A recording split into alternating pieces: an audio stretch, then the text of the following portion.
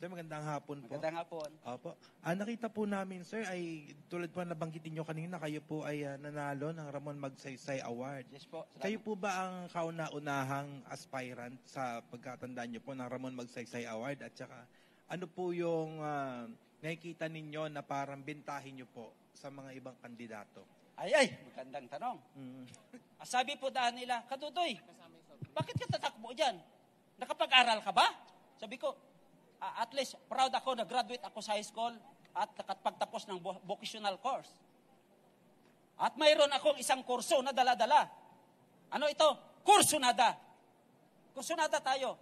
At kahit hindi ako graduate sa University of the Philippines at sa labas or sa anumang university dito sa Pilipinas, pero ang hindi aram ng marami, graduate ako sa UEE. Ano yung ibig sabihin ng UEE? University of Actual Experience. At may PhD ako. Pero ang ibig ko sabihin ng PhD, person with high dedication.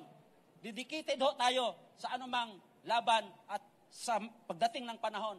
Kasi kung hindi tayo dedicated, walang mangyari sa atin. Kahit gaano natin katalino, kahit gaano natin kagaling, kung wala tayong kursunada at walang dedikasyon, walang mangyari sa atin. Yun po. Salamat.